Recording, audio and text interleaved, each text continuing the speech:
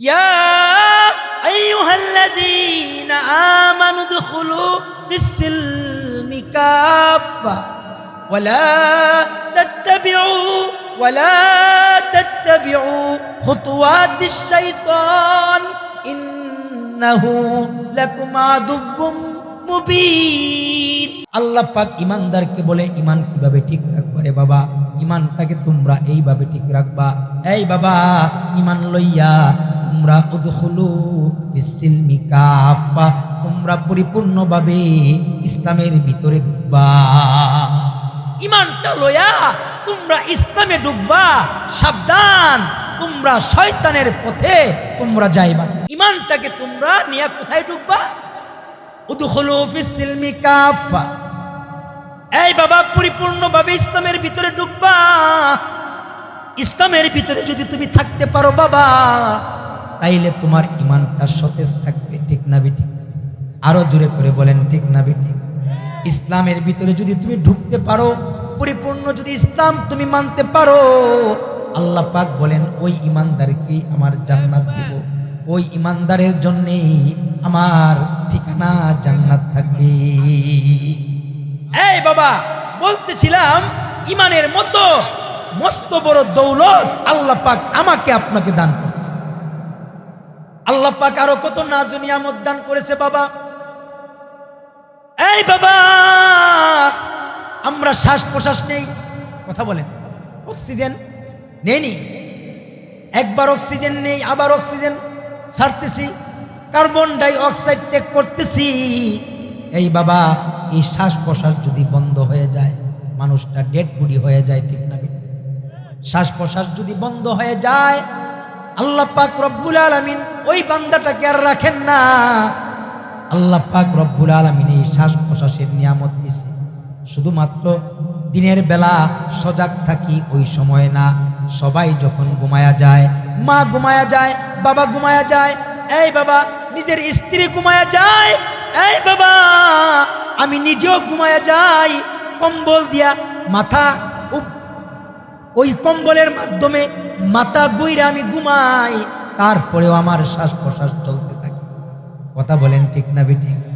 এই বাবা কেমনে চলতে থাকে? আল্লাহ পাক রব্বুল আলামিন কত বড় মহামালিক। সবাই ঘুমায়, আমিও ঘুমায়া যাই, কিন্তু আল্লাহ পাক তোমার আমার ডিউটিতে নিযুক্ত আছি। অর্থাৎ ঘুমের গড়েও তোমার আমার শ্বাস প্রশ্বাসের ব্যবস্থা করতেছেন কে? আল্লাহ। একদিন যদি লাইফ সাপোর্টে থাকতে হয় অনেক টাকা লাগে, তাই না? লাইফ সাপোর্ট, এই বাবা লাইফ সাপোর্টে যদি থাকতে হয় অনেক টাকার দরকার হয়। কিন্তু জন্ম থেকে মৃত্যু পর্যন্ত এই যে আমি আপনি হায়াত পাইছি, এই হায়াতের জিন্দিগিতে আল্লাহ পাক রব্বুল আলামিন কত কত শ্বাস প্রশ্বাস আমাকে আপনাকে নিতে দিতেছে। আমরা যদি হিসাব করি, এই বাবা আল্লাহর ঋণ কেউ দিয়া শেষ করতে পারবে না। পারবে?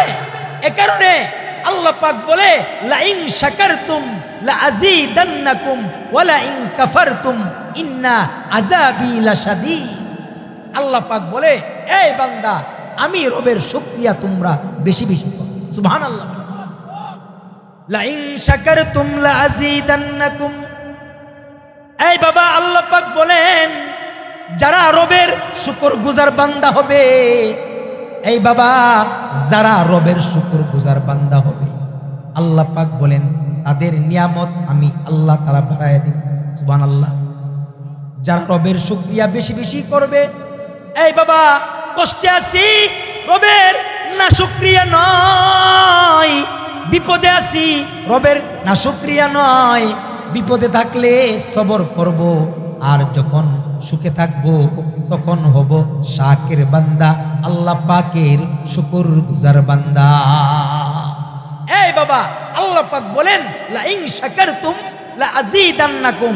যদি আমি আল্লাহ পাকের শুকরগুজার বান্দা কেউ হয়, আমি আল্লাহ তার নিয়ামত বাড়ায় দিই। আর যদি শুকরগুজার বান্দা না হয়, এই বাবা ওয়ালা ইন কাফারতুম ইন্না আযাবি লাশাদীদ। এই বাবা যদি না শুকরিয়া বান্দা হয়, আল্লাহ পাক বলে তাকে আমি আযাবে গ্রেফতার। সুবহানাল্লাহ, আরো জোরে করে বলেন সুবহানাল্লাহ। এই বাবা, আল্লাহর নবী কাছে সাহাবায়ে কেরাম জিজ্ঞাসা করতেছে, এগো আল্লাহর নবী, আমরা আল্লাহর কাছে কি চাইবো? সাহাবায়ে কেরাম তাকে জিজ্ঞাসা করে, নবীকে জিজ্ঞাসা করে, এগো নবী, আল্লাহর কাছে কি কি চাইতে পারি আমাদেরকে বলেন তো। কে বলতেছে? সাহাবায়ে কেরাম নবীকে বলতেছে। আল্লাহর নবী সরওয়ারে দু আলম নবী বলেন, এই বাবা, আল্লাহর কাছে আল্লাহর নবী বলতেছেন, এই সাহাবায়ে কেরাম, আল্লাহর কাছে তোমরা চারটা জিনিস চাও। কয়টা জিনিস? আরো জোরে বলেন, কয় জিনিস? আরো জোরে বলেন, কয়টা জিনিস? এক নাম্বার হলো কলবুহু শাকির, কলবুন শাকির। এই বাবা, এক নাম্বার শুকরগুজার একটা কলব তুমি আল্লাহর কাছে চাও। এই বাবা, যেই অবস্থায় থাকবা, যখন যে অবস্থার ভিতরে তুমি থাকবা, তখন বলবা আলহামদুলিল্লাহ, আল্লাহ তুমি আমাকে ভালো রাখছো। কলবুন শাকির অর্থাৎ শুকরগুজার একটা কলব, এই সাহাবায়ে কেরাম তুমি আল্লাহর কাছে চাও। সুবহানাল্লাহ। দুই নাম্বার আল্লাহর কাছে চাইবা কি? ওয়ালিসানুন যাকির। এই বাবা, জিকির করনেওয়ালা একটা জিহ্বা তুমি আল্লাহর কাছে চাও। তোমার আমার জিকির 24 ঘন্টার ভিতরে 10 মিনিট নাই, ঠিক না বেটি? 24টা ঘন্টার ভিতরে যদি হিসাব করা হয়, বন্ধুর সাথে কত কথা বলি, মা বাবার সাথে কত কথা বলি, 24 ঘন্টার ভিতরে যদি হিসাব করা হয়, কত আত্মীয় স্বজনের সাথে কত কথা বলি, কিন্তু আল্লাহর জিকিরের আমল 10টা মিনিট সময় আলাদা করার মতন সময় আমার তোমার নাই। কথা বলেন ঠিক না বেটি? 10 মিনিট সময় এমন বাহির করা যে 10 মিনিট 24 ঘন্টার ভিতরে 10 মিনিট সময় আমি আল্লাহর জিকির করব। কথা বলেন ঠিক না বেটি? 10 মিনিট সময় আমি আল্লাহর জিকির করব, 10 মিনিট নবীর উপরে দুরূদ পড়ব। এই বাবা, আল্লাহর নবী সাহাবায়ে কেরামকে বলেন, এক নাম্বার আল্লাহর কাছে কলবুন শাকির ওয়া লিসানুন যাকির। এই বাবা, জিকির কান্নেওয়ালা একটা জিহ্বা তুমি আল্লাহর কাছে চাও। জিকির কান্নেওয়ালার মূল্য কত?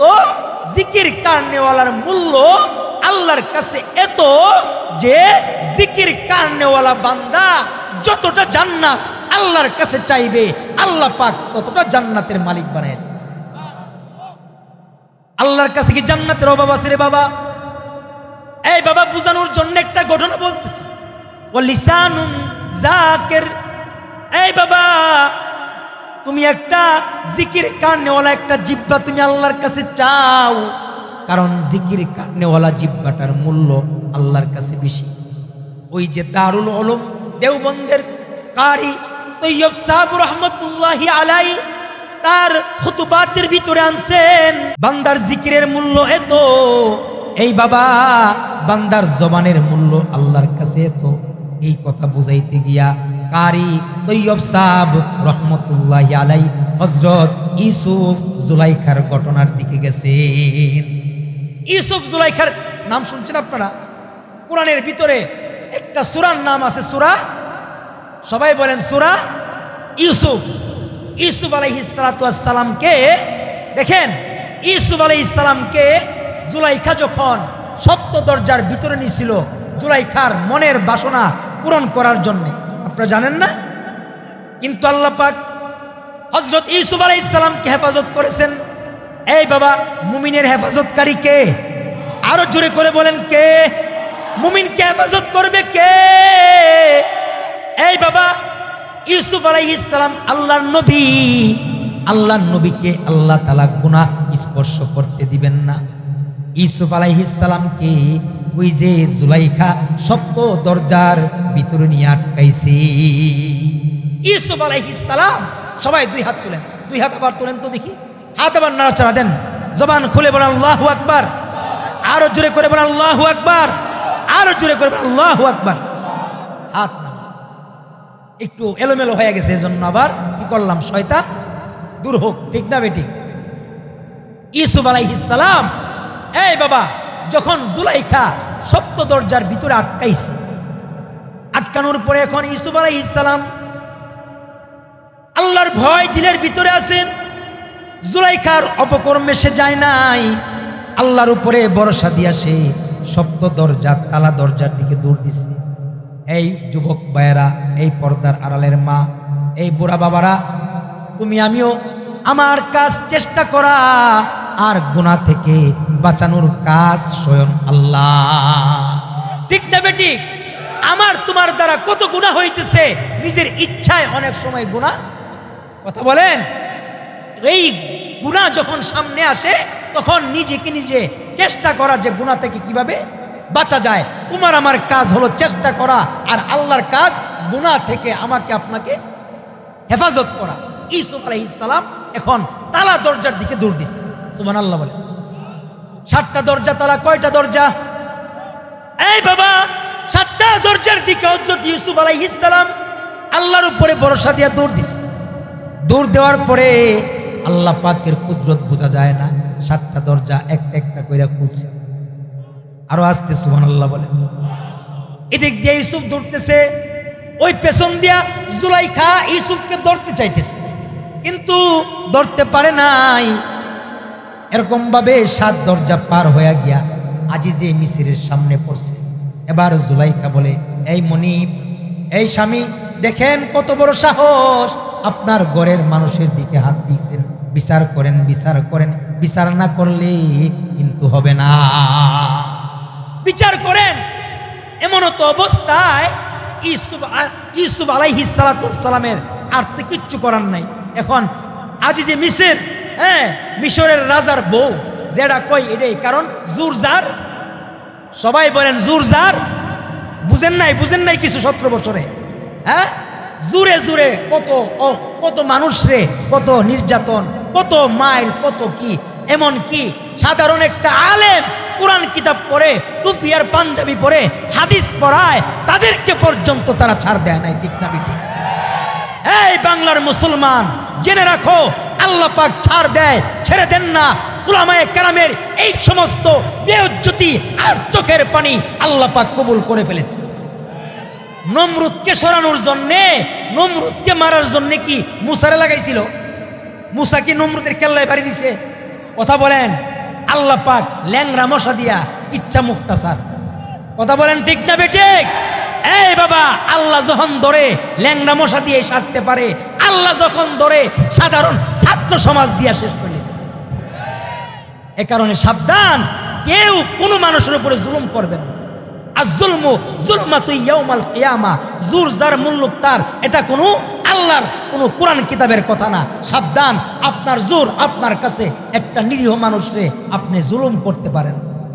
মনে রাখেন, এই মা বাবার দোয়া যেমন কবুল, মুসাফিরের দোয়া যেমন কবুল, জালেমের জুলুম যারা সহ্য করে তাদের দোয়াও। সাবধান, এই মাজলুমের বদদোয়া নিয়েন না। হাতে পায়ে দইরা বইলা যায়। কোথায় ছিলাম? ওই জুরজার, বলেন জুরজার মুল্লুক তার। এবার জুলাইখা তো নিচে, ওই যে ভিতরে 7 দরজা বন্ধ করছে, নিজের কাম চাহিদা পুরা করবে, কিন্তু ইউসুফ তো নবী, আল্লাহ পাক তাকে এই গুনাহ থেকে হেফাজত করছে। ঠিক না বেঠিক? এবার জুলাইখা বলতেছে, হে আজিজে মিসর, দেখেন কত বড় সাহস, দেখেন আপনার বিবির দিকে হাত বাড়ায়। এবার কোনো সাক্ষী নাই। হঠাৎ করে ইউসুফ আলাইহিস সালাম ওই আজিজে মিসরকে ডাক দিয়া বলে, এই রাজা বাদশাহ, এই বাদশাহ নামদার, আমার কোনো সাক্ষী নাই, কিন্তু আমার সাক্ষী হলো জুলাইখার ঘরে একটা বাচ্চা শিশু আছে। সুবহানাল্লাহ বলেন। জুলাইখার ঘরে একটা বাচ্চা কি আছে? শিশু। সেই শিশু আমার ব্যাপারে আপনার সামনে কথা বলে। আজিজে মিসর বলতেছে, আর কোনো কথা পাও না, বাচ্চা শিশু বুঝি কথা কয় না? কথা বলেন। যেই আল্লাহ বড় মানুষকে কথা বলাইতে পারে, সেই আল্লাহ শিশুকেও কথা বলেন। ইসলামের ইতিহাসে 3টা বাচ্চা এমন মায়ের কোলে থাকা অবস্থায় কথা বলছে। আল্লাহু আকবার। বুখারীর ভিতরে আছে, লাম ইয়াতাকাল্লাম ফিল মাদি ইল্লা সালাস। এই বাবা, শিশু কথা কয় না, কিন্তু 3টা শিশু ইসলামের ইতিহাসে কথা বলছে। আল্লাহু আকবার বলেন। কয়টা শিশু? এক নাম্বার ইউসুফ আলাইহিস সালামের তোহারাত, যে শিশুটা আজিজে মিসরের সামনে বয়ান করেছে। 2 নাম্বার হলো হযরত ঈসা আলাইহিস সালাম আসেন। আরো জোরে বলেন, এই বাবা, ঈসা আলাইহিস সালাম ইবনুল্লাহ নয়, ঈসা নবী আব্দুল্লাহ। ঈসা নবী কি? আব্দুল্লাহ, আল্লাহর বান্দা। এই বাবা, মরিয়মকে যখন তার গ্রামবাসী যখন অপবাদ দিতেছিল, তখন হযরত ঈসা আলাইহিস সালাম ওই মায়ের দুধ খাওয়া বাদ দিয়া, স্তন খাওয়া বাদ দিয়া বলতেছে, ক্বালা ইন্নী আব্দুল্লাহ আতানিয়াল কিতাব ওয়া জাআলানি নাবিয়্যা। এই বাবা, ঈসা আলাইহিস সালাম মায়ের কুলে কথা বলছে, মায়ের পবিত্রতা বর্ণনা করছে। আরেকজন হলো ওই যে জুরাইস, এক আল্লাহ ওয়ালা ছিল, মায়ের বদদুয়ায় যে নাকি বিপদে পড়ছিল। ইসলামের ইতিহাসে শিশু কথা কয় না, কিন্তু আল্লাহ যদি কয় তাইলে সম্ভব না অসম্ভব? আরো আসতে বলেন, আল্লাহ কইলে সম্ভব না অসম্ভব? এবার ইউসুফ আলাইহিস সালাম বলতেছে, বাচ্চা শিশু আপনাকে বলবে, বাচ্চাটাকে নিয়ে আসেন। এই বাবা, বাচ্চাটাকে নিয়ে আসছে। বাচ্চা বলছে, একটা কানুন বলছে, এই আজিজে মিসর, এই বাদশাহ ইউসুফের জামা চেক করেন, জামা চেক করেন। জামা যদি সামনের দিক দিয়া সেরা থাকে তাইলে ইউসুফ দোষী, আর যদি জামা যদি পেছন দিক দিয়া সেরা থাকে তাইলে জুলাইখা দোষী।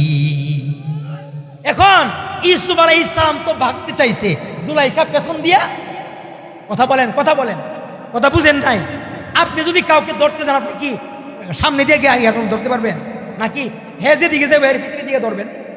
কথা কন, কথা কন, কথা বুঝেন নাই? এবার ইউসুফ নবী দৌড়তেছে বাঁচার জন্যে, আর জুলাইখা পেছন দিয়া, কথা বলেন, ধরতে চাইছে। হযরত ইউসুফের পেছনের জামা ছিঁড়ছে। বাচ্চা শিশুর কথা মতে জামা চেক কইরা দেখে ইউসুফের পেছনের জামা ছিঁড়া। সুবহানাল্লাহ। এবার দোষী কে? দোষী কে? জুলাইখা দোষী, ইউসুফ নির্দোষ, জুলাইখা আসামি। কথা বলেন। এই ভাই মাইকটা আওয়াজ দিও মাহফুজ ভাই।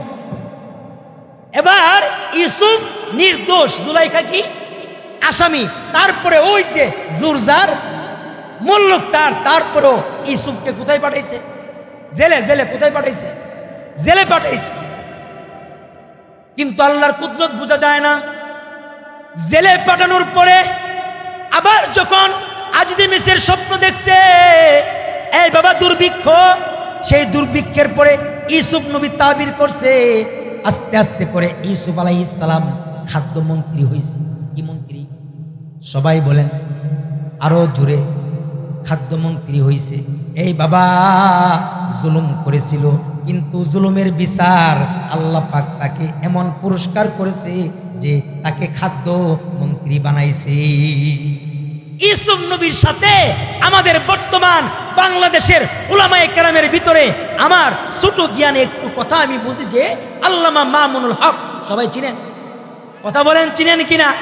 আল্লাহ পাক তাকেও মনে হয় ইউসুফ নবী যেরকম জেল খাইটা খাদ্যমন্ত্রী হয়েছিল, আল্লাহ মনে হয় তাকেও বর্তমানে আমাদের এই বাংলাদেশের কোনো না কোনো একটা পদ আল্লাহ পাক দিয়ে দিবে। কথা বলেন, কথা বলেন। আমরা দোয়া করি আমাদের বাংলাদেশ 95% মুসলমানের দেশে, সংসদের ভিতরে বিএনপি যেমন থাকবে, সংসদের ভিতরে জাতীয় পার্টি যেমন থাকবে, সংসদের ভিতরে জামাত যেমন থাকবে, বাংলার মুসলমানের ঈমান রক্ষার জন্য সংসদের ভিতরে উলামায়ে কেরাম থাকবে, থাকবে ইনশাআল্লাহ, থাকবে। উলামায়ে কেরাম ছাড়া বিএনপি তুমি যত বড়ই হও, তোমাদের তো আর এলেমের চোখ নেই। কথা বলেন। দিনের জ্ঞান কি তোমার আছে? থাকলে অল্প আছে। কুরআন হাদিসের পূর্ণাঙ্গ আলেম উলামার ভিতরে আছে, ঠিক না? অতএব তোমাদের উচিত আলেম উলামাকে ডাইকা কাছে আনা, কারণ তাদের ভিতরে কি আছে বলেন? কুরআন হাদিসের এলেম আছে।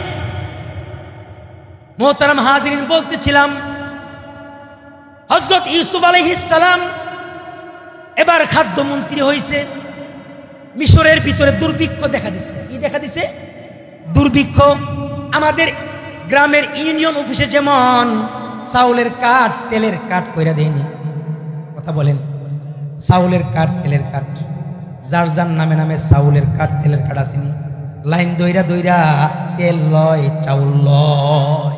দুর্ভিক্ষ দেখা দিছে এমন সময় এখন কাঠ করছে বেতাকা, হাদিসের ভাষা বেতাকা, কাঠ করছে কাঠ।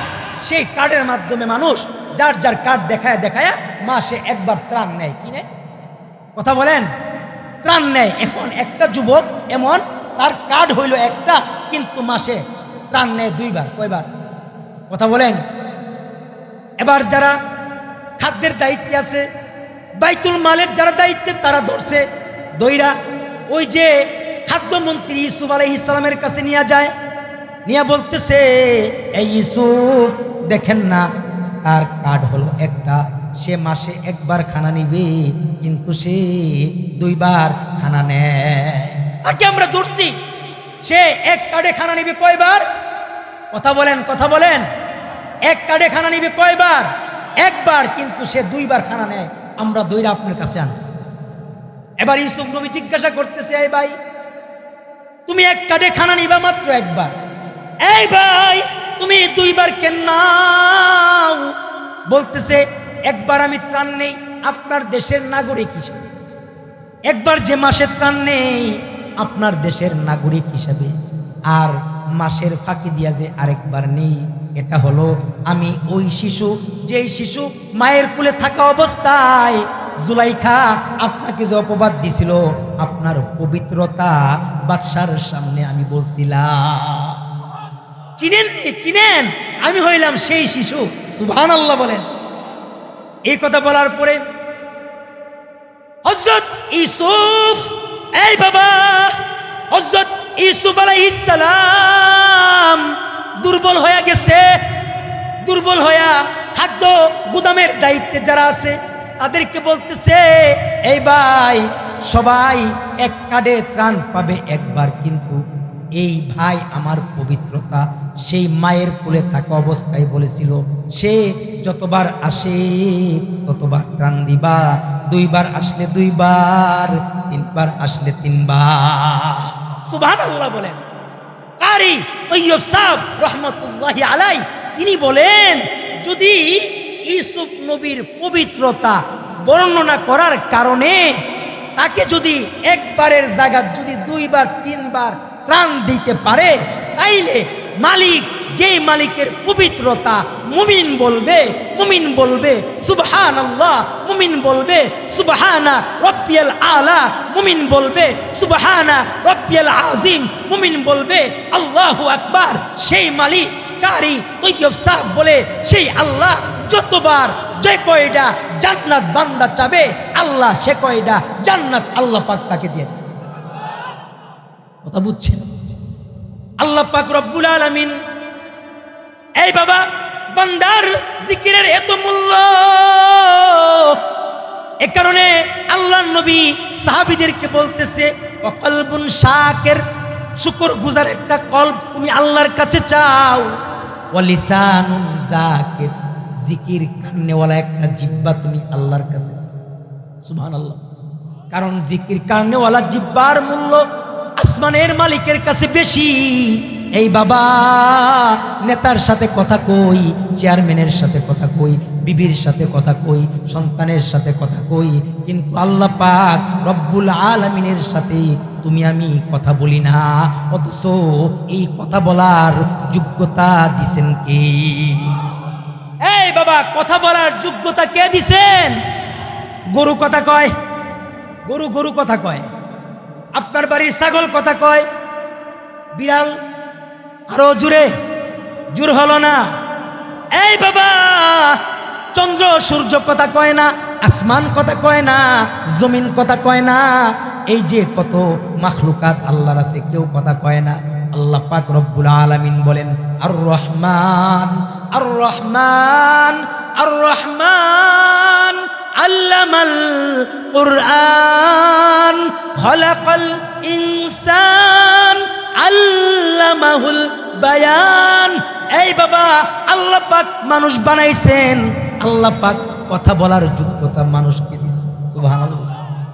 কত কত নিয়ামত, ঠিক না বেঠিক? আল্লাহ পাক মানুষ বানাইছেন, মানুষ বানায়া ইমানের মতো দৌলত দিয়া আমাকে তোমাকে দুনিয়ায় পাঠাইছেন। এই বাবা জবান দান করছে, কত কত নিয়ামত, এই নিয়ামতের না শুকরিয়া আল্লাহ পাকের কোনো খালেস বান্দা করতে পারে না। এই নিয়ামত পাইয়া আল্লাহর নাফরমানি করতে পারে না। কথা বলেন ঠিক না বেঠিক? এই কারণে আল্লাহ বলেন লা ইন শাকারতুম লা আযীদান্নাকুম। এই বান্দারা রে, আমি আল্লাহর শুকরগুজার বান্দা হও।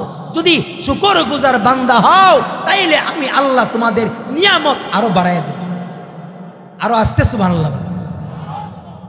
ওয়ালা ইন কাফারতুম, আল্লাহ পাক বলতেছেন এই বাবা যদি আল্লাহর নাশুকরিয়া বান্দা হও আল্লাহ পাক তার কঠিন আযাবে গ্রেফতার করবে। এই বাবা ওই যে আল্লাহ পাক রব্বুল আলামিনের নবী সাহাবায়ে কেরামকে বলতেছেন আল্লাহর কাছে 4 জিনিস চাইবা। কয় জিনিস? আরো জোরে, জোর হলো না। 1 নাম্বার কলবুন শাকির ওয়া লিসানুন যাকির। তারপরে 3 নাম্বার আল্লাহর নবী বলেন ওয়া বাদানুন আলাল বালাই সাবির। এমন একটা দেহ, এমন একটা বডি আল্লাহর কাছে চাও যেই বডিটা শীতকালীনও নামাজ পড়তে কষ্ট পায় না।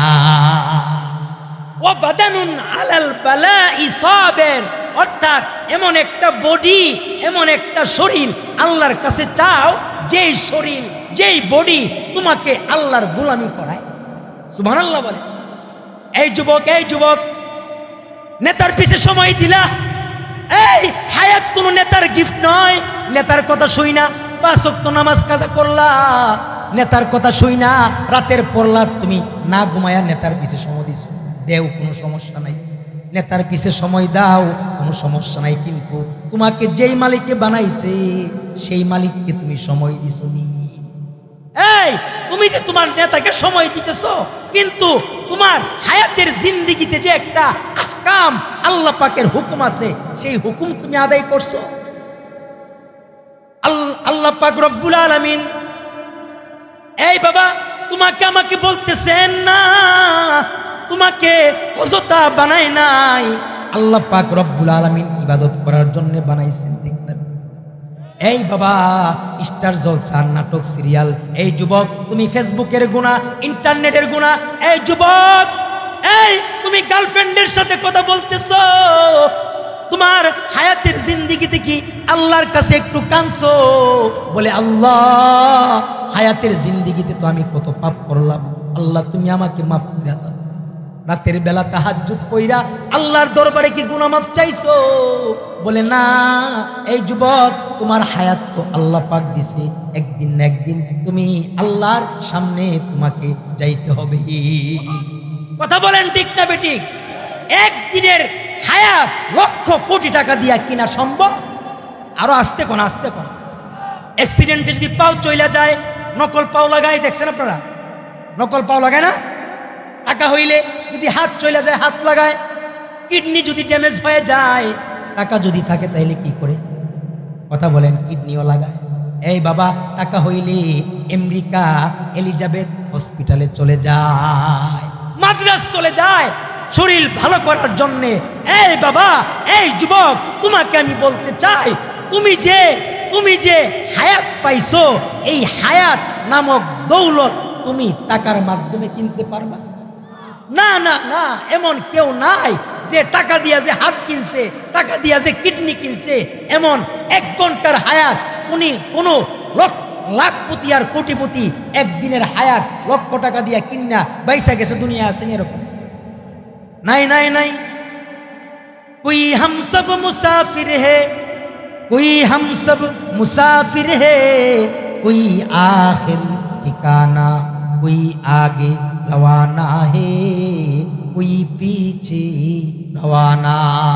কেউ বা আগে কেউ বা পরে। এই বাবা আসার সিরিয়াল হয় কিন্তু যাওয়ার কোনো সিরিয়াল। আরো আসতে বলেন, তোমার আমার প্রস্তুতি আখিরাতের প্রস্তুতি না।